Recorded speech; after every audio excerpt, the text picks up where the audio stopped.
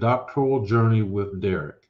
One thing I do want to make sure that you know is that this is a show that comes on every Tuesday at 7 p.m. Eastern Time, and we talk about issues pertaining to dissertation students, but ultimately we'll evolve this conversation to the larger topic of graduate students, whether you're in a master's program, whether you're in a doctoral program.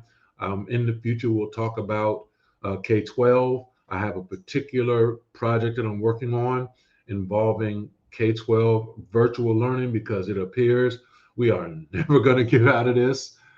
So you have to at least learn how to roll with the tide. And also, we've been talking about flipped classrooms and virtual learning and blended instruction for nearly a decade now. And if you are not pretty much on par with the conversation or on par with the movement, then what's going on?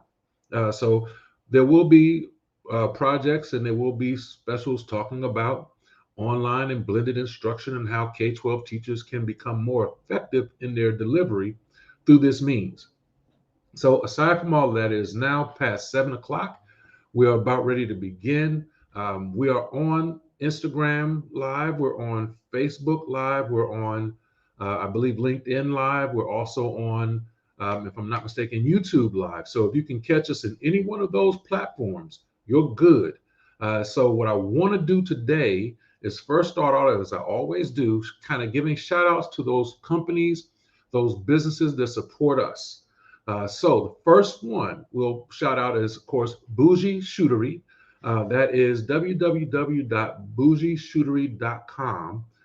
She's on Instagram, IG, Instagram is IG, Instagram, Facebook. She's everywhere. Also has a website, and you'll see the website if you're watching on other platforms. It's scrolling along the bottom. It is www.bougieshootery.com. In addition to that, I'd like to also give a shout out to Dr. Ramon Goings and the donedissertation.com. If you are looking to improve your work towards your dissertation, if you want to complete it in record time and also have a quality product, I suggest you check out Dr. Ramon Goings or the Done Dissertation on all major platforms from LinkedIn to Facebook and IG. You'll find them there. Just search either his name, Dr. Ramon Goings, or shop the Done Dissertation programs, and you'll be able to enjoy that luxury as you're looking to get your dissertation done in record time and also be of quality. You can get it done, but you want to get it done and also of quality. We'd also like to shout out First Gen Fly. First Gen Fly is a company that makes these shirts and also other custom apparel. They have a lot of different lines that you'll see on the website. It is www.first, that's one ST, Gen, GENFLY. Once again, firstgenfly.com. High quality shirts. You pay the right price for it, but you can also get it custom the way you need it. Another shout out to give to Conversations with Lamp. You can find them on IG. You can find James Lampkin on Facebook. You can find him on SoundCloud. Conversations with Lamp. This young gentleman was a student of mine many years ago. He's a grown man now with family, beautiful wife, children, moving along, and he conducts a great podcast talking to future and potential heavy hitters in all industries. So please join him. And of course, you can come and find out more of what I have to offer by looking up the myadvantage.org. That's www.myadvantage.org. It is a play on the word advantage in education. So my educational advantage, my advantage is how you actually work that term. So it is now going on 7:04, 7:05, and we're going to now transition this conversation into the main topic that we'll be talking about today. The topic of today is overcoming, or how to overcome, the boredom of reading research articles.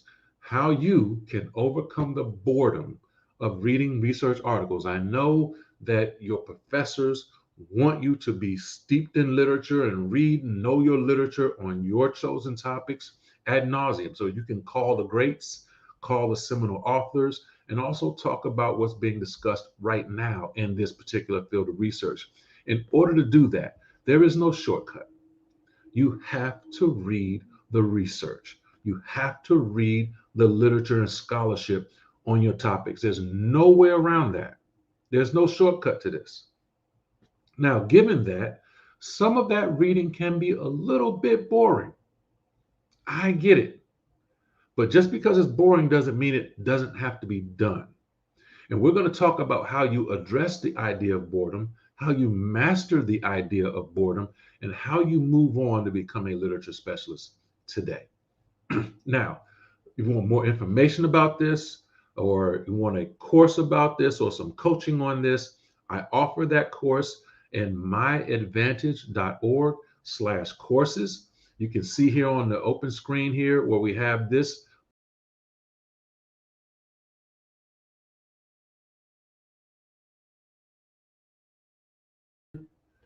This is My Advantage. You can find more information about this in the course that we call Mastering the Literature Review. So that particular course will give you a deeper dive into what we're going to talk about today. Today is kind of the surface level of what you will get when you go deeper into that particular course or that particular coaching program. And you can get both. Just talk to me. We'll set up a time to consult and we can move from there. Now, having said all of that, let's now get down to business. It's now 7:06, and I want to get down to business with you. So, let's talk first about this idea of mastering boredom.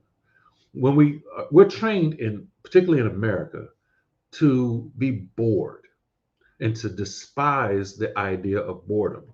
And what happens is we're in a constant need to be entertained by something. So we want the quick clips. This is why your TikToks and your Vines and all of those things are entertaining to us, because they give us a quick clip. They get right to the point. They entertain us. They take us away from our misery. They do whatever they have to do to keep us entertained. And we become accustomed to that. So much accustomed to that anything that takes a long time to do, that requires commitment, isn't exciting, we view as being boredom. So once again, if we're asking you to read research literature and all of your professors want you to be steeped in the literature, if we're asking you to do this, then you've got to figure out and navigate how you deal with the fact that it could actually be boring to read 30, 40 articles, 30 pages of pop. That could be boring to you. But it doesn't mean that it doesn't have to be done. And I want to make that clear. I'm not calling research boring. But it may be boring to you if you live in a world where you constantly have to be entertained by something. If everything has to be your sweet 16th birthday, if everything has to be the Super Bowl, if everything has to be a surprise birthday party for you, then asking you to sit and read and discipline yourself to read these articles and become knowledgeable about the literature may appear to be boring. Now, there's several things I want you to think about when it comes to mastering boredom, though. The first thing is you have the idea of conquering the non-exciting, repetitive task of one's craft. I'll say that again. Conquering the non-exciting, repetitive task of your craft. In order to become good in your craft, to become knowledgeable in your craft, you have to conquer those non-exciting, repetitive tasks that you have to do.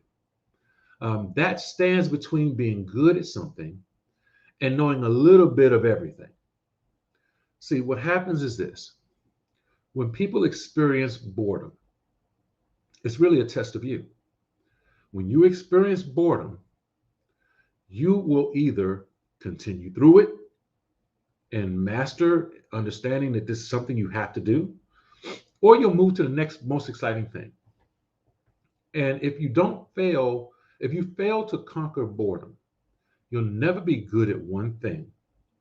You'll spend your life kind of hopping to the next thing, almost like being on a monkey bars. You'll just monkey bar to the next thing. When it gets boring, you'll go to the next thing, and you'll continue this thing throughout your life and never really get good at anything.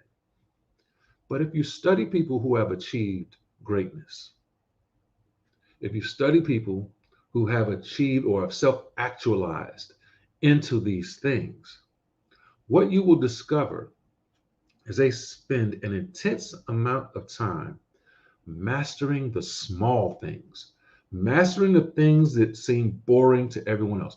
People love basketball, but they don't love shooting 1,000 free throws a day or 1,000 jump shots a day from the same spot.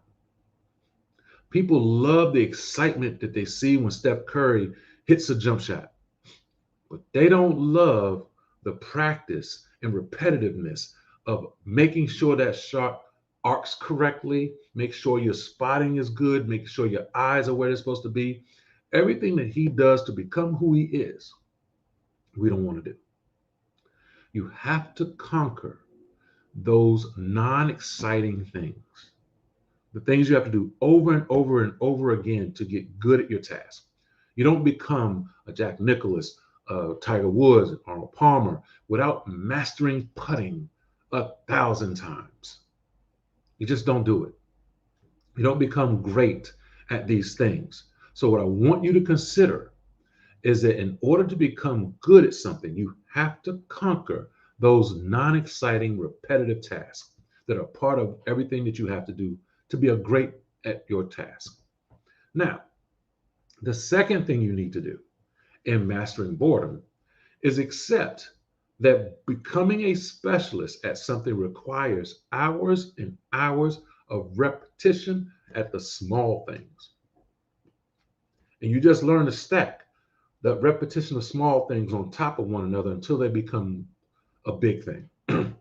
But the more attempts at small tasks, you create a routine in your brain where your brain begins to mold to the activity.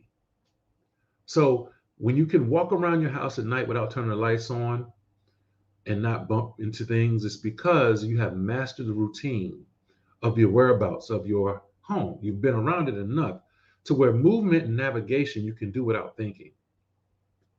So the better you become at things, the more it becomes a routine in your brain as you master these small tasks over and over and over again. And what that allows for is it allows for you to move, navigate, practice, and become great at your task and normalize it to where it becomes automatic. If you watch a great quarterback of their time, they almost move away from defenders without looking at the defender because they can sense where they are. They see the game so well because they've done this over and over and over and over again that they're able to get in what we call the zone.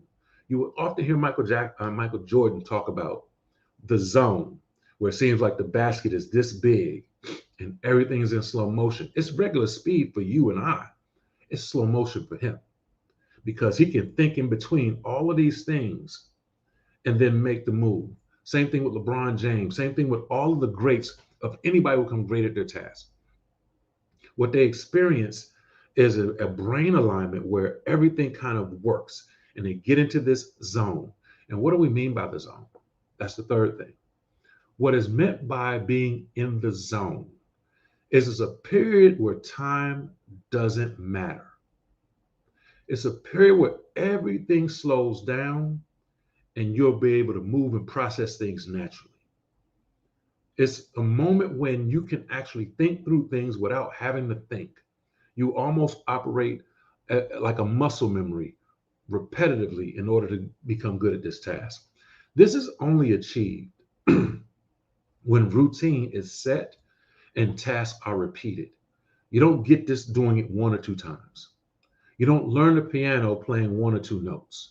You've got to bang on your craft every single day, all the time, never giving up, understanding that this is the process by which you become great. So that is mastering boredom, is conquering the non-exciting repetitive task of your craft. It is accepting that becoming a specialist at something requires hours of repetition at the small aspects. And it is to be in the zone, to get to that point where time slows down and you are still able to operate without even thinking. That is mastering boredom. And in order to be good at the craft that you are studying, you've got to master this boredom. There is no way around it. So, the next thing I want to talk about, because we're talking about reading research, is your reading goals. When you sit down to read an article, a research article, are you reading it like you would a novel? Are you just looking at words? What is your goal when you are reading an article? If you want to become strategically better at this, you have to discover the goal that you want. On top of that, goal should be extracting out what the author finds or suggests is true. Every article has an author. Every peer-reviewed journal research article has an author. Your goal with this is to find out what this particular author says is true or real or suggested. These ought to be your notes. Every research article you read, you're extracting those notes. What did this author say? What do they suggest? What are they trying to prove here? You want to know that as you go into the reading, and that's your goal to come out of the reading with notes to substantiate that. Now, in order to do that, not like reading a novel, you don't have to read every aspect of the article with the same level of intensity.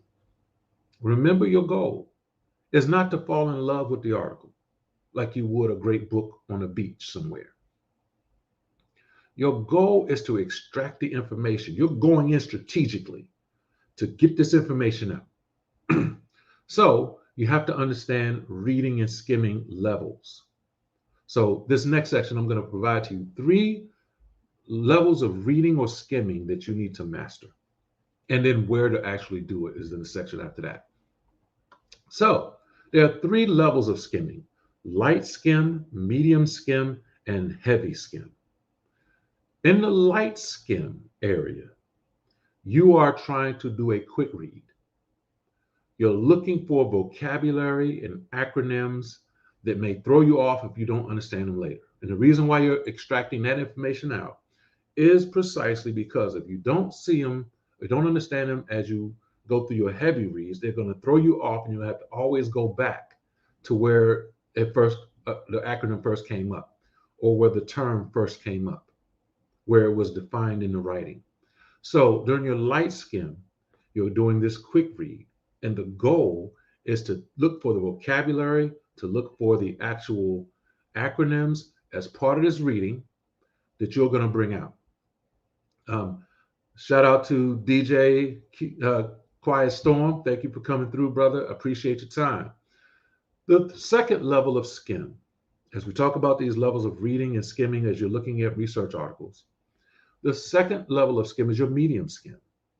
This is a medium or regular speed read. What you're looking for in this are processes, how this study or section fits. How did it come together? How this particular study works. And we'll talk about the section of an article where you'll actually apply the medium skim. But what you're looking for is how these processes things fit. The last level of skim, which is the one that we are most concerned with, is your heavy skim. During this level of skimming, what your goal is to do a deep, slower read. Your goal here is to extract information.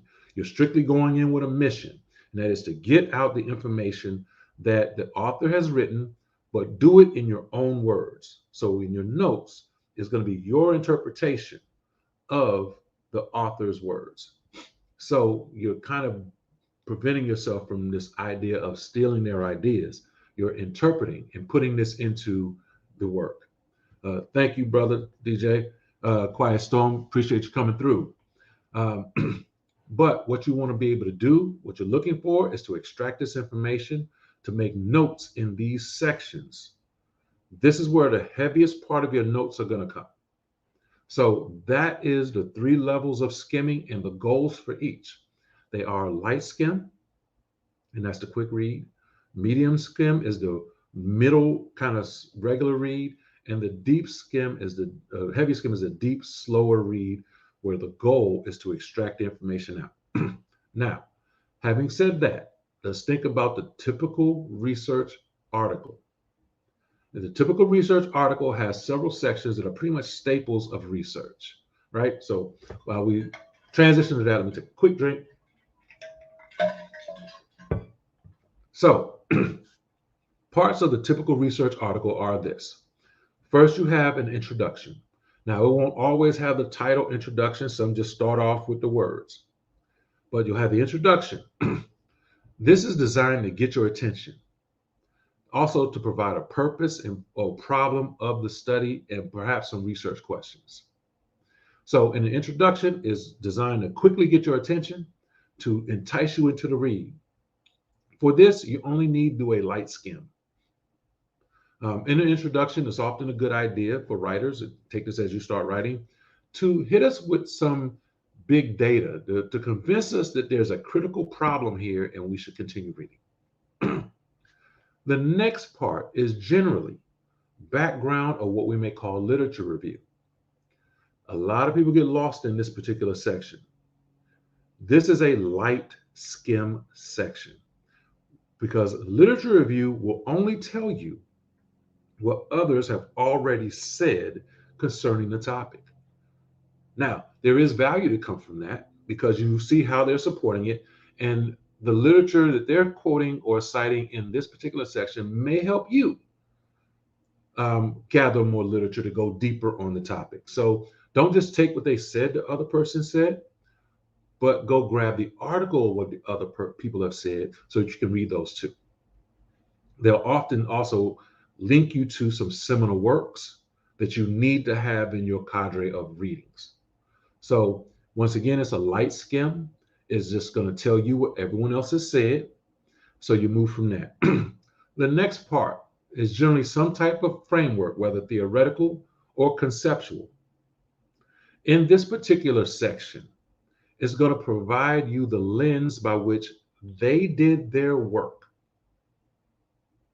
That's all it can do. For this, a light skim is sufficient. You need to know and understand how they put together their frameworks and how their framework works, because it'll help you later on, but you don't have to get stuck there. You can do a light skim enough to understand how they set this up and how they put the lens by which you will see the work done. That's the framework. Now, the next part is your methods or methodology section. In the methods or methodology section, what they're telling you is how they conducted the study. So for this, you need a medium skim. You need to understand, particularly if you're in the early stages of your program, where you're understanding what methodologies are, you need to see how studies get set up and how they get approached. So you're looking for the approach and the design of the study and how they did it. You can learn a lot from that as far as in your writing. So you do a medium skim here, and your goal is to understand how the data was collected, how they set up the research, how all of this was done. That is your goal at this particular stage. Now we move into the heavier stuff. So in this heavier aspect, we start talking about the findings or results. In the findings or results, this is what the researchers have found. So this has to be a heavy skim. This is where you extract out what the researcher, the authors are saying. So you've got to read this with intention. So this is your heavy skim. This is your deep read. So you do that there. And then the discussion takes place after that section. In the discussion, what the authors are trying to do is connect the findings to the literature, framework, and research questions. They're either telling you where they are aligned, or they're telling you where their findings extend beyond or depart from what we've already known. This also requires a heavy skim. This is a deep read section. So you have to understand how these findings connect or depart from the literature, from the framework, from the research questions. These are important sections here. The last section, which can sometimes be confused or combined with discussion, is conclusion. There are some articles that put the discussion and conclusion together, but a conclusion generally talks about the recommendations, the implications, or the next steps of the study. And for this, you will need a heavy skim because it's letting you know where to go next, and it's letting you know where you can go next. It's suggesting that these things may have not have happened yet in the research, and it opens up a window for you to maybe take your work to that place. So it is an author's nod and passing on of the baton to the next researcher. That's what a conclusion can be. So a heavy skim is needed because that will help you project where your literature can have the impact. And the last, of course, are the references, which cites all of the sources used in this particular work, and you need to know them. So that is the typical research paper. And what I did was align how you can skim each one of those sections. The next piece is I want to talk a little bit about the types of research articles because not every article you find is going to align with what I just gave you. They're going to depend on the journal itself and what they require. It depends on the type of research article conducted. Some articles are not conducted that way. So I want to talk about 3 general areas by which you see research articles constructed in these journals. So the first one is what we call qualitative. A qualitative article generally finds the voices of those whom they're studying. So it involves sometimes interviews, case studies, narrative researches, what we call phenomenological or ethnographic studies, where we're actually studying and observing people and we're gathering their voice. That's generally the part of a qualitative research. And of course, we can get deeper, but for now, this is what you need to know. So in this section, you will do your deep reads or heavy skims for findings, discussions, and conclusions. You will do your medium skim for the methodology and your light skim for your intro, literature review, and framework. That's for the qualitative research. Likewise, a quantitative research paper is built up kind of like a scientific study where they are looking for patterns in data. So they're collecting largely numerical or statistical data and testing that data to a degree. And there are many ways by which you can do it. I offer a course talking about how these research designs work. If you want to find out more information, you can check out that course. I think it's a mini course that is in the works right now. But in the quantitative section, much like the qualitative, your deep reads are going to come from the findings or results, the discussion, and the conclusion. Your medium skim is going to come from the methodology. And your light skim is going to come from your intro, lit review, and framework. I say all of that because that's the exact same thing I said for the qualitative, but I'll also say this. There are times where you may want to do a deep read of the methodology in a quantitative study because it's how they set up the measures and how they manipulate the measures that you will need to know because it will come up in the results. So you may want to substitute that medium skim for a deeper, heavy skim. And of course, not every research fits the qualitative or quantitative mode. There is another one, generally called a literature paper, or what we may call a theoretical paper. A literature paper is simply an analysis of research on a particular topic. A theoretical paper is an analysis of studies that either elaborate or promote a particular theoretical perspective. On these, there aren't those sections that I talked about. They're simply reserving the entire work for these sections. So you have to deep read everything. On these types of papers, you have to do a deep read on everything, and it will be to your benefit to use the headers or headings in these papers as topics within the study. Essentially, there are many themes within the study, and you're going to use those headings as those themes. So you take notes according to those particular themes or sections.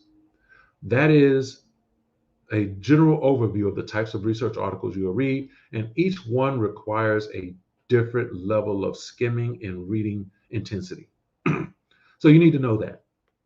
The last part of this, before we close out for today, we'll talk about establishing a reading routine. In order to conquer boredom, I've given you some strategies as far as how to skim, not reading the whole article like a romance novel or anything like that. Um, but most importantly, establishing a good reading routine so that you can practice your jump shot, so that you can practice your putts, so you can practice those small aspects daily, repeatedly to become good. So, first thing is make room and make time for reading. Make room and make time for reading. What I mean by that is know the type of environment you need in order to be effective at reading these articles. And once you know the type of environment that you need, go about the business of creating that environment so that you can be successful with your reading. Block out the time according to your energy levels. And we'll talk about energy levels in a moment. But block time according to your energy levels and estimate this. For one article, it should probably take you 1 hour to read and take notes if you're following the skimming techniques that I gave you. So one article should equal about 1 hour in that time. Therefore, I suggest you block 2 to 3 hours daily for reading articles. Don't go over that. And we'll talk about the weekly kind of goals and things like that, but don't go over. 2 or 3 hours can yield 2 to 3 articles, but I wouldn't suggest going to your fourth or fifth one because your energy level will decrease and the quality of what you extract will diminish. So we're doing this to extract the information. Remember the goal. The second part of establishing a reading routine is to set weekly rather than daily goals. And here's why. Setting a weekly goal allows for flexibility and off days. Let's say, for example, you commit to reading 2 articles a day. So Monday you read 2 articles, Tuesday you read 2 articles, Wednesday something really crazy happens and you don't read any. If you got daily goals, you just failed your daily goal. A weekly goal, however, is saying I'm going to read 14 to 18 articles per week. Now, Monday you read 2, Tuesday you read 2, Wednesday you read 2, Thursday you don't get to read any. It was a crazy day. So Friday you read 3, Saturday you read 3, you're back on track. Sunday you read 3 or 4. Now you've met your goal. And you didn't have to sacrifice anything because you had a bad day. So you don't lose if you make weekly goals. Try not to exceed 3 articles in a day. And once again, the reason why is the quality of what you will extract from the fourth article may be diminished because you're tired. So get yourself in that discipline of 2 to 3 articles a day, no more than 3. The next part of this, of course, is in all of this planning and work and things like that, plan according to your energy levels. You know what time of day you have your highest energy and what time of day you have your lowest energy. And there are activities you can do according to those energy levels. So when you have what we call a low energy day or low energy times of day, do low energy activities. A low energy activity can be gathering articles. It can be planning which articles to read the next day. And it can be entering your references on your reference page. You should keep a running reference page of the articles that you're reading. Trust me, it helps. So you don't have to do this on the back end. And of course, reviewing previous notes. All of these things in preparation for your high energy activity. So you can, once again, gather articles, plan articles that you're going to read, enter your references on a reference page, review previous notes. All those are low energy activities. It doesn't require a lot. Just go ahead and get them done. And then your high energy activities, those moments of the day when you have the most energy and you can block out time, because I realize most of you have jobs, so it's hard to, when you're high energy, you're at work, it's going to be hard to do. But if you're able to maximize a high energy moment at a time when you're not working, you can block the time out. I suggest you engage in high energy activities, and those are reading, as we advised before, note taking while you're reading or immediately after you're reading, writing. Those are high energy activities because they can drain you the most. Now, if you don't master this routine of low energy and high energy, you could get them mixed up and they could throw you off. So if you don't do your low energy activities, then you're going to do them at the very beginning of your high energy moments. And they're going to drain your energy because energy doesn't care about the load. Energy is going to start depleting. So by the time you get to the high energy activities, you have nothing left. So master your low energy activities during low energy times and your high energy activities during high energy times. Once you do that, then you're planning and reading and acting according to your energy levels. You can knock out those articles during the day. You can establish a routine that you can stick with. And you can learn how to strategically go in and extract the information that you need from the article. It doesn't become as boring. So I want you to think about that. It's boring if you try to read everything with the same level of energy. It's boring if you treat this like it's a novel. You got to know every word from the beginning to the end. But if you're strategic about how you read, you know how to go in and get what you need, extract the information out. And once you get into the habit of doing this every day, repetitively, completing it until it's automatic, until you are built the brain to where you can navigate this thing through and it seems like time stands still as you're moving at fast speeds. When you do that, you can conquer the boredom of reading these research articles. You want to be great. You have to accept that boredom is real. You have to agree that it exists and you can conquer it. And you don't conquer it by running away and doing something next. I don't want you to quit your doctoral program and decide to go into construction or decide to rap or something like that. Stop quitting things too early. And that's what boredom does. Boredom makes us quit early. So stop that. Recognize that it's real. Dive headfirst into it. Be strategic about how you approach it, and then get it done. All else said, most important thing is if you want this, you want to be great, you got to get it done. That's all I have for this session. We'll go deeper into the next session, but all of this information is found in Mastering the Literature Reviews on the course page of myadvantage.org. You can go to that website, myadvantage.org, go to courses or online courses. You'll see the courses thing. You'll see it looks like this here. And you'll be able to go in and click on Mastering the Literature Review. You can select it as a course. If you would like it as coaching, I can also do a 90-day coaching in which you'll also get access to the course materials, but you'll also get access to me as an instructor, helping you navigate through this process, kind of giving you the push that you may need in order to master or conquer this boredom and then get the work done.